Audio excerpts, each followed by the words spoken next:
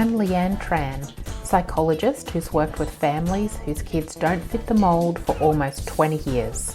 I've worked with children for decades, but I know parents are the real change makers when it comes to their kids. Having 3 kids of my own means I know it's not easy.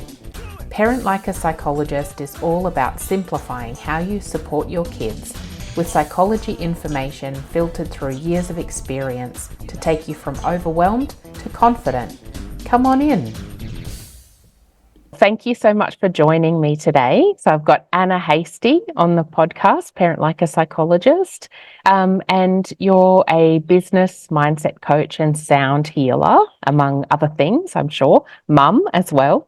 So can you tell us a little bit about what you do and how you got there? Yes, thanks, Leanne. I'm so pleased to be on your podcast.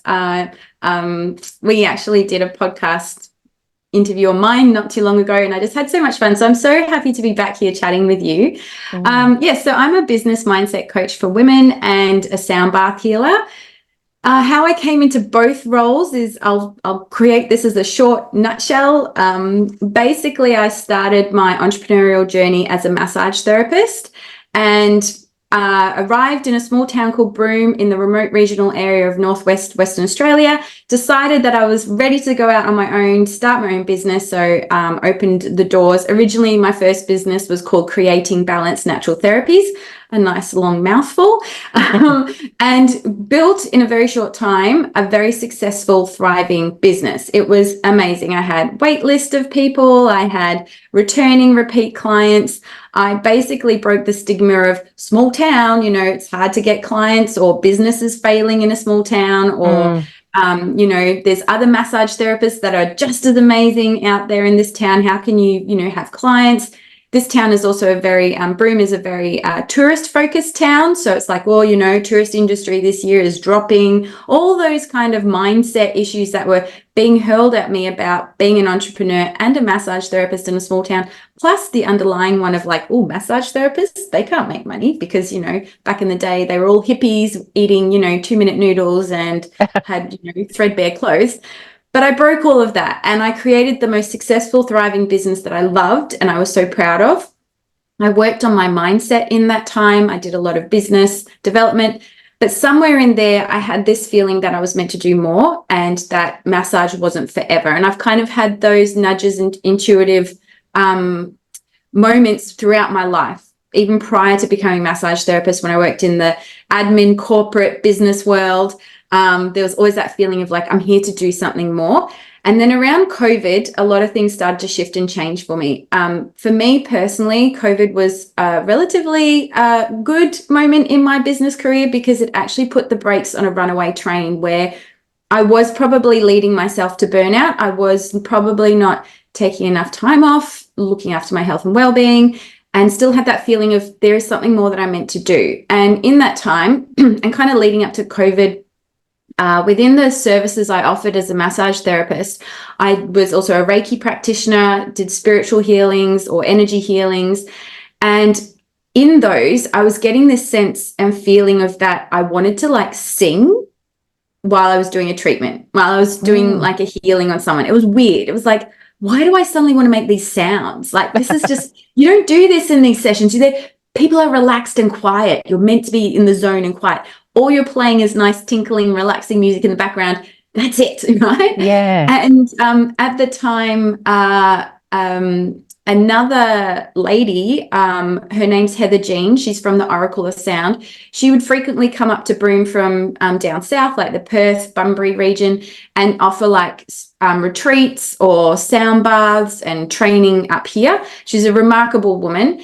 And at the time, she was in Broome and I'd signed up to do a 1-week retreat with her. And at the time I said, Heather, why do I want to make these sounds? I don't understand it. And also prior to that, I had bought a little Tibetan singing bowl. So one of those little metal shaped bowls that sometimes you see in, photos or around the place. And I said, when I do play it actually with my clients, I've started introducing that in my sessions. A, I want to start singing, and B, I don't really understand the sounds that it makes. It makes different sounds when I use it on people. What does this all mean? And she said, Well, Anna, perfect timing. Did you not know or if you didn't already know, so she offered to me training in her level 1 sound bath healing. So I did level 1, 2, and 3 with her, and it all made sense. It was like, this is what I'm meant to do. I love this. She taught me how to play a particular style of crystal singing bowl called the alchemy crystal singing bowls, which are from Crystal Tones in America. Very, very unique, very special. And through that training, it just felt like this aha moment of, this is what I'm meant to do. I'm meant to be a sound healer. I'm meant to create more. I'm meant to hold classes and space for people where they can relax and experience sound and the healing of sound. So that kind of answered that little point and reason why I wanted to sing, why I was using this Tibetan bowl. And it all made sense that this was a form of energy release and healing for the people that I was channeling. But then there was still this other part of me. The other part was like, well, am I still meant to do massage therapy? Am I still meant to be a massage therapist? Is this still what I want to do? I'm amazing at it. Like, I love it. I'm great at it. And it like fulfills that part of me that's like a problem solver. But somewhere in there, I still felt unfulfilled in that. And when COVID happened within the massage industry, it was a bit of a turmoil, pickle, chaos moment, but basically it was an excuse to down tools, step away from it, and not work. And I'll say I used COVID as my long service leave. If I had to give myself long service leave, it was that moment. My husband said, just take the time out. We don't need to. He was a teacher, so we were still okay financially. Very grateful for that. But it was, just don't do it. Just take time out, do something else, breathe, figure things out, have that perspective. And in that time, I listened to a lot of podcasts. I signed up to a manifestation course with Manifestation Babe. And in that moment, things started falling in place that led me to want to become a mindset coach. I'd always been fascinated with why people think the way they think and why they have beliefs the way they and what they believe. Largely because even when as a massage therapist, hearing my clients come in and they would constantly say things like, oh, I'm not flexible enough. My knee hurts, therefore I can't do blah, blah, blah.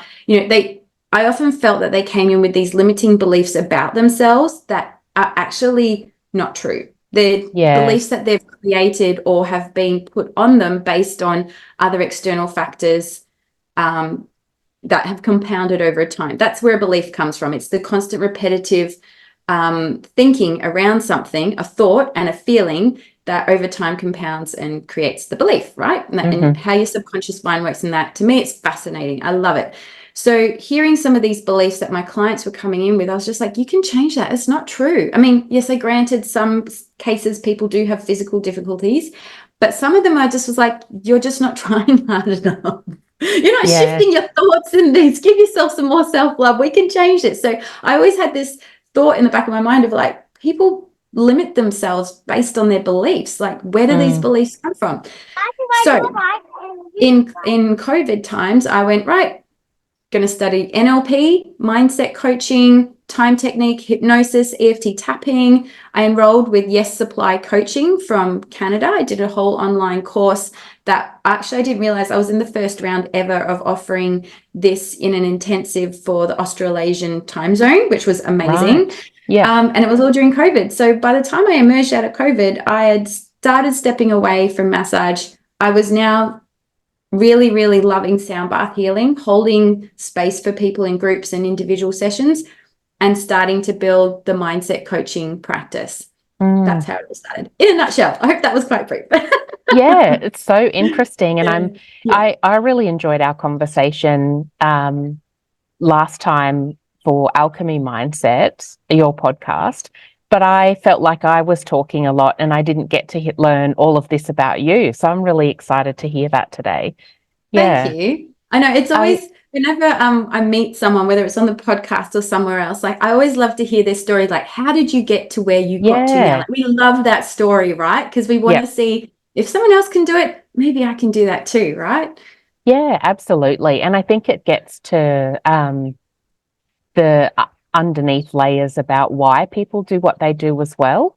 And that really came through in your story, I think. Yeah. And I have to say, like, just on a side note here, when it came to mindset coaching, I immediately gravitated towards business because, again, business just fascinates me. Like, I just love the entrepreneurial world. I love all the mechanics, the whole behind the scenes stuff. But I think what I realized was that through my own journey, starting my first business, I didn't even know what mindset was back then. Didn't even know if that, I don't think it was even born as a word. But I actually worked, all my success came from working on my mindset. The mechanical stuff, like the not logistical, but like all your strategy and your processes and social media and website and all that stuff, that just trickled in as it came in time. But for me, I worked on my mindset. It shifted and changed a lot about me. And that was what led me to having that successful business. So I thought, well, if that worked, that must be a thing. I can help people with that moving forwards with business. Yeah. Yep. Yeah, I think that makes a lot of sense. And it sounds a lot like, you know, we teach kids these things now in school about growth mindset and all of that kind of stuff. But there's a whole bunch of people older than that who've missed out on that kind of, you know, understanding and teaching. How we think about things really does, you know, change how we approach things and the success we have, for sure. Oh, absolutely. And I feel that I think that's a really good point you've just highlighted there, is that there are people that have missed out on learning what we're teaching kids now and the information that you and I are receiving now. And we could even say that's our parents, so perhaps the generation's grandparents. And I think that's actually part of our evolution of as human beings. And I recently read this in a book by Lee Harris. He's on YouTube, called Lee Harris Energy, is I think his channel, and he channels a group of being called the Z's.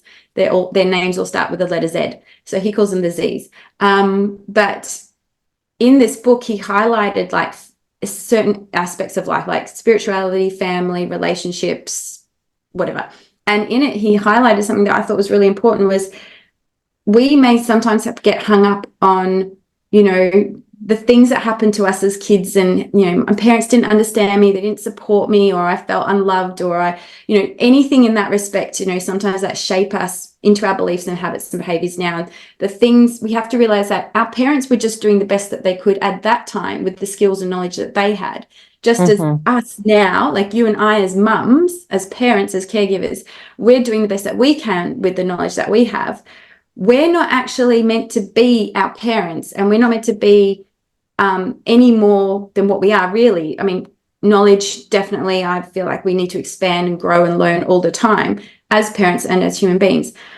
But we're always here to succeed and surpass what our parents have learned, just as our children will as well. So while there are people who have missed out on things, I feel like, yes, it's never too late. It's never too late. It's only too late when you take your last breath. And that is a really sad thing to know, but it's the truth. It's never too late. But we are also only here to know what we know now. The generations that are coming through, so your kids and my daughter, they're all going to have more knowledge and more understanding and more capabilities than what we have now, because they are here to surpass and succeed us. And I thought that was a really interesting thing to remind ourselves, that, you know, if we are a bit hung up on our parents and all that kind of stuff, forgive them, do the healing work, love them, but know that you are meant to be more than what they were, and they are more than what their previous generation was. And that's evolution. Yeah. That's, I feel like there's a lot in that I'm taking in, because it's really meaningful. And so much of it comes down to our mindset as parents, or as people in general. And so it's kind of about accepting what our parents have done and that level, but also so knowing that we're here to do better, but also that we're enough. I think that's what I'm picking up. It's those two things. We're here to do better, and it's great to learn, but we're also enough as we are, and the next generation will then be more than that. Oh, absolutely. And I think just tagging on to this little conversation, this part of the conversation, as parents as well, and this is something that I'm quite passionate about in terms of helping and supporting people, is working on their own spiritual development and their own health and well-being. It's because the kids that are coming through this day, and I think we had touched on this as well in our podcast, or when I interviewed you, Leanne, was that the kids in this generation now are here to do really big work, and they're here to challenge the status quo. And we're seeing that, like you're seeing that with the kids and the families that you support. Some of the systems and the things, the processes that are currently in this world just no longer are possible to support the children that are coming through. And they've got big work to do. This world isn't dead, and it isn't dying, and it isn't like in serious decay. But those kids are coming through to help shift and change the status quo, to develop new technology and new ways of doing things that we couldn't even fathom and understand even ourselves right now. But they can't do that unless we do the work on ourselves first. And when I say the work on ourselves, I mean we work on healing ourselves. We work on moving through all those big or little trauma moments in our life, all the things that sometimes we get hung up on, and really just looking at ourselves as individuals and thinking, is this who I truly am meant to be? Like, is this the best version of myself, or am I meant to be more? And I feel like some of the work that I do is where I get to support clients and people and do that. And that's where mindset coaching comes in. While I focus on the avenue of business, really at the end of the day, I'm peeling back the layers, and we're working on healing a lot of stuff that's sitting in there that has been, like I like to say, compounded over time, not in the positive interest, but the negative kind. Like in the packing down of the packing down. You're peeling away the onion layers to reveal things that need to be shifted and changed, that are literally holding people back from being who they're really meant to be and what they're really meant to be doing in this lifetime and in this journey of life. And this is on a spiritual connection here. If we don't acknowledge those things, you come back and you repeat them again in another lifetime, some shape or form. It's part of our soul and spiritual development that we do the work so that we can evolve and help people in this lifetime or in next lifetimes that we decide that we want to come back, or in other places that we choose to incarnate. Now, I know that's a whole other topic, and that probably to some of your listeners is like, okay, this lady might sound a bit whack, but it's the actual truth that as a soul and spirit, we made a decision when we chose to incarnate into this physical 3D form, which is our human body, on this earth, which is earth school, to learn certain things, and that we have to learn, heal, and do all the things that we need to do in this lifetime to evolve and help future generations, whether we're on this planet or not, as well as other places and dimensions and spaces that we're choosing to experience as a life, as a sense. So there's a lot in that too. So I feel like this conversation has got very heavy very quickly. But I find, I don't know about heavy quickly, but there's lots of definite, lots and lots of content and ideas in there that probably we could chat for ages on each different topic, I think. Honestly, Leanne, if we had all day, maybe a week. Yeah, that's right. But I think that reminds me too of what you were saying before about how we're kind of trying to do better than our parents did, but we're also kind of enough at the moment, or what we can seek to try to be the best that we can be, which is enough. Yes, and absolutely. And that's all we have to ask of ourselves every day, is that we're just doing the best that we can. We can learn and grow from everything, but we are enough. Sometimes we don't need to be more. We always sometimes have this feeling that I'm not enough, I should be more. No, that's a whole another little tangent that I can go on, but know that, and to your listener right now, you are enough. You're doing just amazing as you are, and that's all you need to know. You are worthy, you are deserving, and you are enough, just as you are. Yeah. But I think what is coming through from what you're saying too is a little bit of a theme about how sometimes we can focus more on trying to change our kids or make sure they're okay and put the energy into that rather than put the energy into ourselves as well. And what you were talking about reminded me of a book I've just read on parenting called The Gardener or the Carpenter. And it's Ooh, kind of that sounds talking great. about, yeah, how kids are who they are really. And rather than trying to be the carpenter and build them into something, it's more like tending a garden, looking after it, and whatever will grow, will grow. And she was talking about how the next generation really is the one that will be responsible for doing things like working out how they're going to manage all this tech and social media in their lives and that kind of thing, because that's not really, it wasn't our generation that grew up with it. So we don't know it. So we'll have to leave that to them to kind of sort out. So yeah, I feel like a theme in there is about focusing on ourselves and our well-being and being, the best kind of parents we can be, rather than focusing all that effort downwards onto them. Does that kind Absolutely. of And fit? yeah, and I remember in our conversation, Leanne, you said that often the parents that you're supporting, while you're there to help the families overall, and you're helping the kids that you're working with and the families, you're often like, reminding the parents that, well, you don't have to just come here to do the work with me. The work also continues with you, and it continues at home. Yeah. And that's where the biggest work will happen, is when you're constantly doing it at home with your kids and for yourself.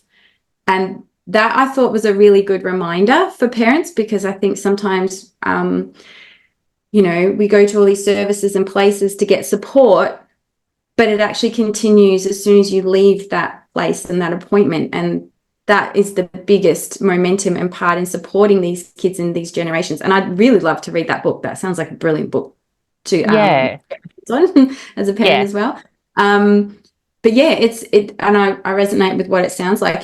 That if we're going to nurture this future generation, nurture them, lean into like what their capabilities and their abilities are, rather than trying to shift and change something to fit a Yeah. mold.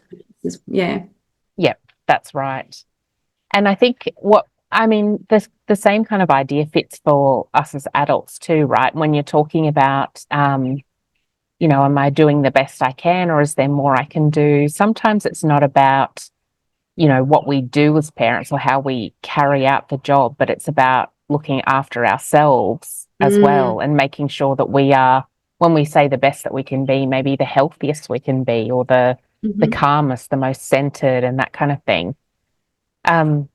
You talked a lot about mindset, which seems to me like my mind's a very black and white mind sometimes, but that seems to fit in with the mind to me. Because I think in well-being, I was reading how it's about like physical well-being, mental well-being, emotional and social, but then also the spiritual as well, which we've touched on a little bit. So you work a lot in mindset. Do you work, and for you, does the sound healing fit into that spiritual category? Yeah, absolutely. I often find that they both overlap, but if we were to like just focus on sound bath healing or sound healing just as it is, it is a little avenue within my business of all on its own. I think, what you said there about in terms of taking care of ourselves in our health and well-being, this was something I had a conversation with my spiritual healer not too long ago, or my energy healer, and I said to her, we see a lot on the TV about sorry, mind blank, just had a mum That's all moment. right. We see a lot on the TV at the moment that take care of your physical health, make sure you eat right, drink plenty of water, do exercise, right? Our mental health has definitely come into play more so than ever. See a therapist, get support if you're feeling stressed, anxious, depressed. It's not uncommon. You're not alone. And to your listener right now, if you're feeling any of those things, please seek help, because it's okay and there's no guilt and shame in what you're feeling. Please seek support. But there's this other aspect of us that even though we shouldn't compartmentalize ourselves into these three categories, if you want to say, we've got our energy side. And this is a side of us. I said to my my energy healer, I said, Kerry, like, what do we see this, like, what about this aspect of us? Are we going to see adverts on the TV? Like, you'll see the one that says, don't smoke, don't drink for your baby. Take care of your energy health as well. Like, have you tuned into your chakras today? And she's like, well, you know, we have to remember that we're a whole. We're not three different things. We are as a whole. But I do feel like the world is slowly waking up to the fact that energy healing, this fact that we are energetic beings, and it's really important to focus on this, because we aren't machines. First of all, we are human beings. We're a spiritual being, energy in a physical form, having this experience of life. And we have this energetic side. And this is where sound bath, I just love it so much, because when we talk about sound, science has proven, because we love science, science proves everything, right? Science actually shows how much sound can shift and change our own frequency and vibration as a human being. So if we were to look at ourselves under a really powerful microscope, you would see that we are a bunch of atoms all vibrating together very densely to create matter, to create a physical form. Everything that is a living being is a vibrational energy. And within that, when it comes to our health and well-being, we have a frequency, or we have a vibration that would be the ideal, most perfect form of health and well-being, right? But through our experiences, through our thoughts, through our emotions, we can actually shift and change that vibration. Now, sometimes when we have thoughts and emotions that are perhaps, and experiences that have a negative impact on us, like trauma, whether it's big or little trauma, it shifts and changes our vibration. Now, when we shift and change that, it can actually create things like discomfort, dis-ease, and other forms of, you could say, let's say, illness or ailments that may manifest into other things, forms of being unwell. I'm just going to put this in a broad category, because there are some, you know, anyway, we all get the picture. We're smart, intelligent people, right? So as science has proven that you shift and change your vibration, you shift and change something within yourself, your vibration and your let's say energy in inverted commas changes as well. Now, if you want to bring yourself back into health and well-being, you know, out of places where you may be feeling very stressed, overwhelmed, anxious, even depressed, angry, frustrated, anything that sits in, I guess you could say, there's usually like a line, there's an invisible line, and you have emotions or feelings that would be of a negative kind of, or a heavier feeling or emotion. And then above this imaginary line, you have a higher vibration. The ultimate one is love. Love is the highest vibration of everything. And if you read or watch any movie, it always comes back down to love. Love is the key to everything, right? So love is the ultimate form. It's the highest vibration you can have. And when we're in these more negative or these lower vibrations, that's when, as I said, we're not in our best health and well-being. Sound can come in. Sound can entrain, which means shift and change vibration and frequency into its own natural state or a higher vibration or frequency. So I want you to have a think of these two things. If you were to hear a chainsaw, a jackhammer, my personal pet hate, a leaf blower, construction site, it's really heavy, it's very jarring, it's very forceful, it doesn't sound pleasant, right? Which is why we wear earmuffs or earplugs. Okay? Yeah, that's right. As soon as you hear something that sounds deeply relaxing, like a crystal singing bowl, a harp, perhaps, light, engaging, soft music, what do you feel? You feel relaxed, you feel peaceful, even wind chimes outside. Like how beautiful it is when you go somewhere and someone has wind chimes on their front porch and you just think that's so beautiful to hear. Bird song in the morning. Yeah. A baby laughing, you know, it's all beautiful, healing, soft, gentle sounds. So if you were to hear and experience sound or a vibration that is more jarring, more not of that nicer, higher light frequency, you're actually again compounding and shifting your frequency to experience something that isn't very healing or gentle or relaxing for us. So, I mean, just here on a side note, there was an experiment done with water by Dr. Emoto. He was a Japanese scientist, and he studied how he had two sort of different test areas. One was water that got subjected to like words such as anger, hate, heavy metal music, really horrible, harsh sounds, and then frozen. And then he subjected water to the frequency and vibration of like love, joy, happiness, kind, loving words, beautiful music, probably Mozart or something like that, froze the water. Then under a microscope, he dissected the water.